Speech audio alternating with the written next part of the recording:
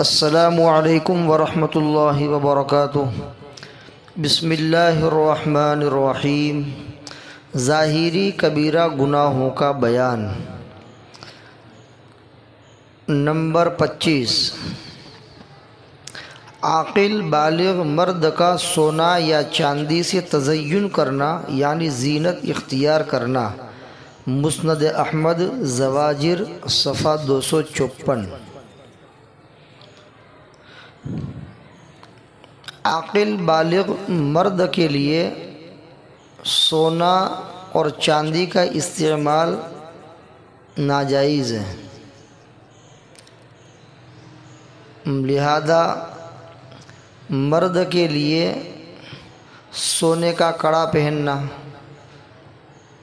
یا کوئی زینت کی کوئی چیز سونا یا چاندی کی بنوا کر کے پہننا یہ ناجائز ہے اور سخت گناہ ہے۔ مردوں کو صرف انگوٹھی پہننے کی اجازت ہے اور وہ بھی صرف اور صرف چاندی کی ہونی چاہیے، سونے کی انگوٹھی پہننا جائز نہیں۔ چاندی کی انگوٹھی پہن سکتا ہے لیکن شرط یہ ہے کہ وہ 4 گرام یا اس سے کم ہو، 4 گرام سے زیادہ ہے گرچہ چاندی کی ہو پھر بھی اس کو پہننا جائز نہیں ہوگا۔ لہذا اگر ویٹی پہننا چاہتا ہے تو وہ چاندی کی ہونی چاہیے اور اس کے ساتھ ساتھ 4 گرام یا اس سے کم کی ہونی چاہیے۔ نگینہ چاہے بڑا ہو، وزن کے اعتبار سے اس کا کوئی اعتبار نہیں۔ اصل نگینہ کے علاوہ جو ویٹی ہیں، جو انگوٹھی ہے، اس کا وزن 4 گرام زیادہ سے زیادہ ہونا چاہیے، اس سے کم ہو چلے گا، 4 گرام سے زیادہ نہیں ہونا چاہیے۔ 4 گرام سے اگر زیادہ ہے تو گرچہ چاندی کی انگوٹھی ہے پھر بھی وہ مرد پہن نہیں سکتا ہے، گنہگار ہوگا۔ تو مردوں کے لیے سونا چاندی کا استعمال مطلقاً جائز نہیں ہے، صرف چاندی کی انگوٹھی پہننے کی اجازت دی ہے، اس کے علاوہ کچھ نہیں۔ لہذا سونے کی انگوٹھی پہننا، سونے کے ہار پہننا، سونے کا کڑا پہننا اور سونے کی کوئی بھی زینت والی چیز پہننا، سونے چاندی کی کوئی ایسی چیز جس سے آدمی مزین لگے اور جس سے زینت اختیار کی جاتی ہے، ایسی چیزوں کو پہننا عاقل بالغ مرد کے لیے جائز نہیں ہے، گناہ ہے، بہت بڑا گناہ ہے۔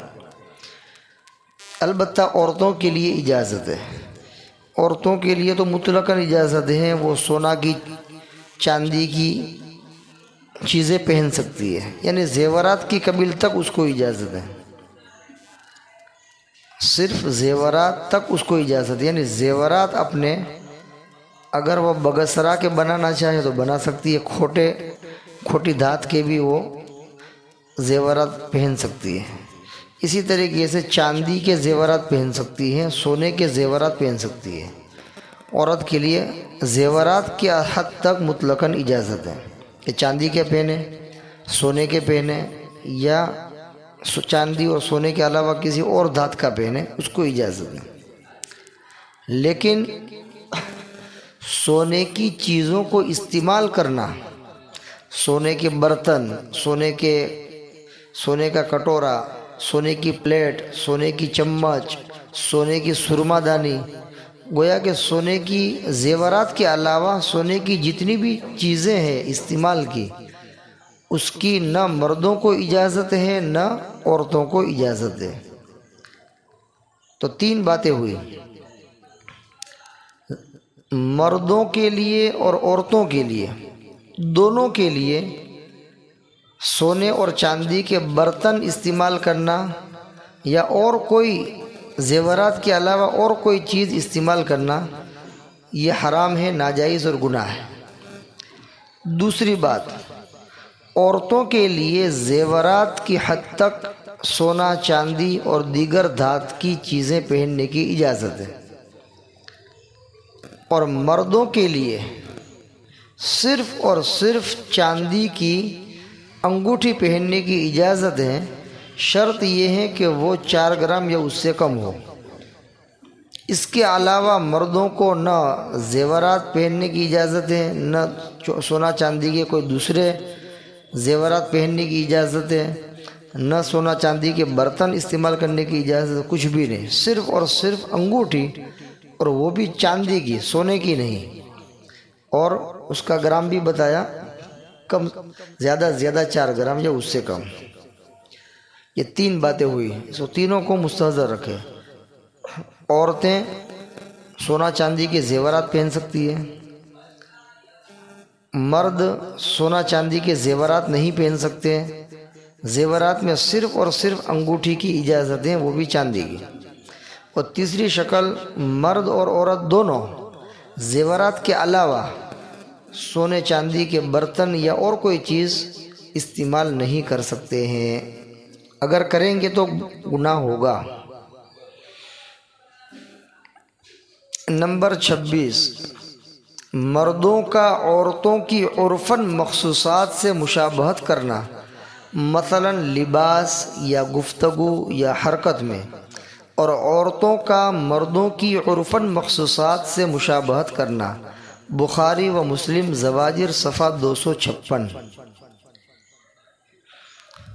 یعنی مرد عورت جیسا بننا چاہے، عورت مرد جیسا بننا چاہے، مرد عورت کی مشابہت اختیار کرے اور عورت مرد کی مشابہت اختیار کرے، یہ بڑا گناہ ہے۔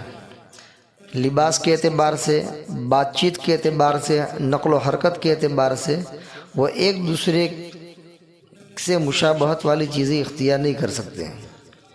مثلا مردوں کے لیے جو کپڑا ہے وہ کپڑا مرد ہی پہن سکتا ہے۔ مردوں کے کپڑے عورت پہننا شروع کر دے تو ظاہر بات ہے کہ اس نے مرد بننے کی کوشش کی اور مرد جیسا بننے اپنے آپ کو بنایا، تو اس کے لیے لباس مردوں کا پہننا جائز نہیں۔ مردوں کی گفتگو مردانہ ہوتی ہے تو عورت مردانہ گفتگو کرنے لگے، گفتگو کے اندر مرد بننا چاہے تو اس کے لیے جائز نہیں۔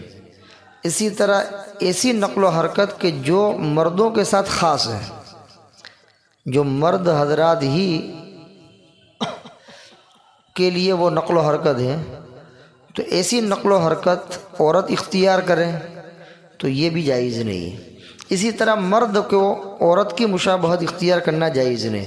مثلا عورتوں جیسا لباس مرد نے پہننا شروع کر دیا، سمجھ میں آیا؟ اسی طریقے سے عورتوں جیسی آواز، مصنوعی طور پر عورتوں جیسی آواز بنا کر کے لوگوں کو دھوکہ دینے لگا، تو مردوں کے لیے عورتوں کی مشابہت اختیار کرنا، یعنی مشابہت اختیار کرنے کا مطلب یہ ہے کہ مردوں کو عورتوں جیسا بننا اور عورتوں کا مردوں جیسا بننا یہ جائز نہیں ہے، یہ بہت بڑا گناہ ہے۔ یہ اللہ کی تخلیق ہے کہ اللہ نے مرد کو مرد بنایا اور عورت کو عورت بنایا، اور دونوں کے لباس الگ ہیں اور دونوں کے آواز میں بھی اللہ نے کافی فرق رکھا ہے، اور بھی کافی اس کے اندر فرق ہے۔ لہذا مرد جو ہے وہ عورت بننے کی کوشش کرے گا تو گویا کہ اللہ کی تخلیق کے اندر وہ کیا کر رہا ہے؟ اللہ کی تخلیق کو بگاڑ رہا ہے کہ اللہ نے مرد بنایا تو مرد کو داڑھی ہوتی ہے، مونچھ ہوتی ہے، سمجھ میں آیا؟ مردوں کے بال الگ ہوتے ہیں، لہذا اب وہ کہے کہ نہیں میں مرد ہوں لیکن عورت جیسا بنوں گا، اور اس نے داڑھی کاٹ دی اور عورت جیسا چکنا چپٹا ہو گیا۔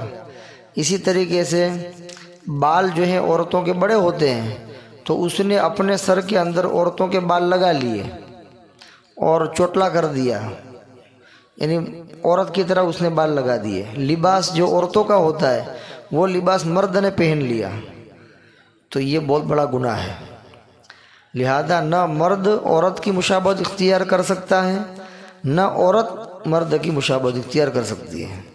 آج کل دیکھتے ہیں نا کہ عورتیں مردوں کا لباس پہن رہی ہے، اور مرد وہ عورتوں کے لباس پہن رہے ہیں. مرد عورتوں کے لباس کم پہنتے ہیں، لیکن عورتیں مردوں جیسا بننے کی بہت کوشش کرتی ہیں کہ وہ اپنے بال کٹوا کر کے مردوں جیسے بال رکھتی ہے، یعنی جیسے چھوٹے. اسی طرح جینس پینٹ جو مرد پہنتا ہے وہ یہ پہنتی ہے. مرد جو ہے وہ ٹی شرٹ پہنتا ہے اور اسی طرح شرٹ پہنتا ہے، تو عورت بھی جو ہے اس کے جیسا ٹی شرٹ یا شرٹ پہنتی ہے. بعض عورتیں، سب نہیں. تو یہ بہت بڑا گناہ ہے، اس سے بچنا چاہیے. عورت کا کام عورت کرے، مردوں کو اپنا کام کرنا چاہیے. عورتوں جیسا بننے کی کوشش نہیں کرنی چاہیے، اور عورتوں کو مرد جیسا بننے کی کوشش نہیں کرنی چاہیے. نمبر 27، عورت کا باریک یا چست کپڑے پہننا جس سے بدن نظر آئے. مسلم زواجر صفحہ 258. عورتوں کے لیے جو لباس ہے، شرعی لباس، وہ ایسا ہونا چاہیے کہ جس سے اس کا سطر ڈھک جائے اور اس کی کوئی ساخت نظر نہ آئے، اور وہ لباس بھی شریعت کے دائرے میں ہو. ایسا لباس پہنے، یہ عورتوں کے لیے ضروری ہے. لیکن باریک کپڑا پہن لیا، اتنا باریک کپڑا پہن لیا کہ اس کا جسم نظر آتا ہے، یا یہ کہ جسم تو نظر نہیں آتا لیکن اتنا چست کپڑا پہنا ہے جس سے اس کے بدن کے ایک ایک عضو کی ساخت، ایک ایک عضو کا اتار چڑھاؤ نظر آتا ہے. تو یا تو باریک کپڑا پہنے جس سے بدن نظر آئے، یا کپڑا تو باریک نہیں پہنا ہے، کپڑا تو موٹا سا پہنا ہے، گاڑھا کپڑا پہنا ہے، لیکن اتنا ٹائٹ پہنا ہے جس سے جسم کی ساخت نظر آتی ہے، جسم کا ایک ایک حصہ نظر آتا ہے. تو یہ دونوں صورتیں عورتوں کے لیے ناجائز اور بہت بڑا گناہ ہے. حدیث پاک میں ہے، رب کاسیات عاریات، بہت سی کپڑا پہننے والی عورتیں ننگی ہوگی. تو کیا مطلب ہے؟ کپڑا بھی پہنا اور ننگی ہو، اس کا کیا مطلب ہے؟ مطلب یہ ہے کہ کپڑا تو ہوگا لیکن برائے نام کپڑا ہوگا، یعنی اتنا باریک کپڑا ہوگا کہ اس کے کپڑے کے ہوتے ہوئے بھی اس کا جسم نظر آئے گا، یعنی ننگی دکھے گی. تو اللہ کے نبی صلی اللہ علیہ وسلم نے آج سے 1450 سال پہلے بتلا دیا تھا، رب کاسیات عاریات، کہ بہت سی کپڑا پہننے والی عورتیں ایسی ہوگی جو ننگی ہوگی. تو اس کا مطلب یہی ہے کہ کپڑا تو پہنا ہوگا لیکن اتنا باریک کپڑا پہنا ہوگا کہ اس سے اس کا جسم نظر آئے گا. تو ایسی عورتوں کے اوپر اللہ کی لعنت ہے. حدیث کے اندر اس کے اوپر وعید نازل ہوئی ہے اور عتاب نازل ہوا ہے، اور اس کی ایسی عورتوں کے اوپر لعنت بتلائی گئی ہے. لہذا یہ بھی کبیرہ گناہ ہے. لہذا عورتوں کا لباس گاڑھا ہونا چاہیے، اسی طرح ٹائٹ نہیں ہونا چاہیے، اور شریعت کے دائرے میں رہ کر کے وہ کپڑا بنوانا چاہیے جس سے اس کا سطر بھی ڈھک جائے اور وہ اس وعید کے اندر داخل بھی نہ ہو. نمبر 28، تہبند یا کپڑا یا آستین یا پگڑی کا شملہ تکبراً لمبا کرنا. زواجر صفحہ 261. تکبراً یعنی بڑائی کرتے ہوئے، اپنے آپ کو بڑا سمجھتے ہوئے اور اپنے آپ کو لوگوں کے درمیان بڑا ثابت کرنے کے لیے پگڑی کا جو شملہ ہوتا ہے، جو کندھے کے اوپر جو حصہ پڑا رہتا ہے پگڑی کا، اس حصے کو شملہ کہتے ہیں. تو کسی آدمی نے پگڑی پہنی ہے اور اس کا شملہ اس نے اس لیے نکالا ہے تاکہ وہ اپنے آپ کو بڑا ظاہر کرے، لمبا، اور لمبا نکالا ہے کہ شملہ اتنا ہونا چاہیے کہ بس وہ یہ پیٹھ تک چلا جائے یا اس سے کچھ اوپر، لیکن اس نے اپنے آپ کو بڑا ظاہر کرنے کے لیے شملہ اتنا لمبا کیا کہ وہ بہت پیچھے کے حصے میں بہت لمبا ہو گیا، یعنی کمر تک پہنچ گیا یا اس سے کچھ زیادہ لمبا ہو گیا۔ تو اتنا لمبا شملہ وہ اس لیے پہنتا ہے تاکہ اپنے آپ کو بڑا ظاہر کرے، تو یہ بہت بڑا گناہ ہے۔ اسی طریقے سے آستین، جس کو بائیں کہتے ہیں گجراتی کے اندر، تو آستین کو لمبا کر دیا تکبراً، اپنے آپ کو کوئی بڑا ٹوپچن ثابت کرنے کے لیے اس نے آستین کو لمبا کر دیا، یا کپڑا تھا کپڑے کو لمبا کر دیا، دامن کو لمبا کر دیا، لنگی شلوار اس کو جو ہے لمبا کر دیا جس سے ٹخنا ڈھک گیا۔ تو یہ اس طرح جو ہے تکبراً اس طرح کرنا یہ بہت بڑا گناہ ہے، لہذا اس سے بچنا چاہیے۔ بلکہ ٹخنوں سے نیچے پاجامہ رکھنا منع ہے، پاجامہ ہو، شلوار ہو، لنگی ہو، تہبند ہو، کوئی بھی کپڑا مرد کے لیے ٹخنوں سے نیچے نہیں ہونا چاہیے۔ اگر ٹخنوں سے نیچے ہیں، چاہے تکبر کی غرض سے نہ ہو، تب بھی گنہگار ہوگا، اس لیے کہ اس کے اوپر سخت وعید ہیں، ما اسفل من الکعبین من الازار فی النار، کہ ازار کا جو حصہ ٹخنوں سے نیچے رہے گا وہ جہنم کے اندر رہے گا۔ ازار کا جو حصہ ٹخنوں سے نیچے رہے گا وہ کس میں رہے گا؟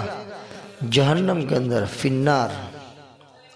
تو گویا کہ اس میں سخت دھمکی ہے،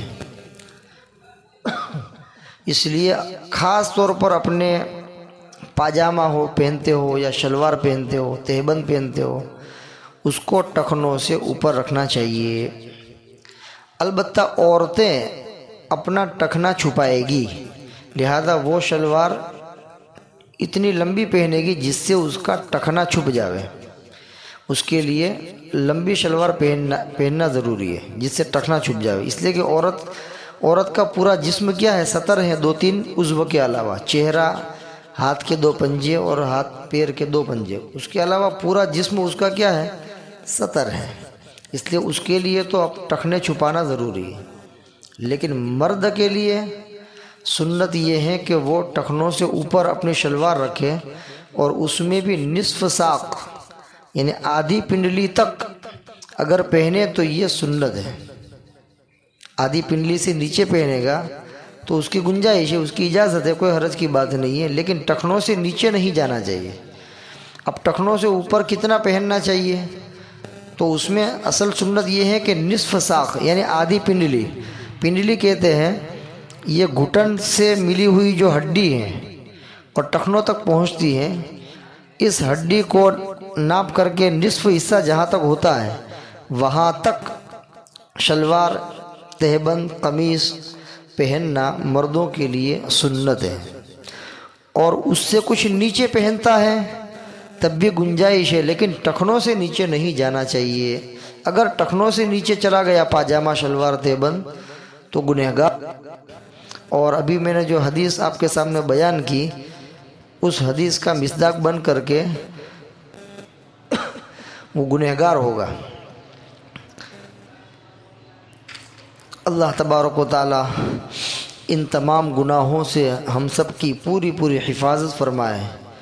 اللہ تعالیٰ ان گناہوں سے بچ کر کے سنت والی زندگی اپنانے کی توفیق عطا فرمائے، اعمال صالحہ کی توفیق عطا فرمائے، اور اللہ تبارک و تعالیٰ ایسے کام کروائے جس سے وہ راضی ہو جائے، اور اللہ تبارک و تعالیٰ ان تمام اسباق کو سننے والوں کو ہدایت عطا فرمائیں اور ان باتوں کے اوپر عمل کرنے کی توفیق عطا فرمائیں۔ وما علینا الا البلاغ۔ السلام علیکم ورحمۃ اللہ وبرکاتہ۔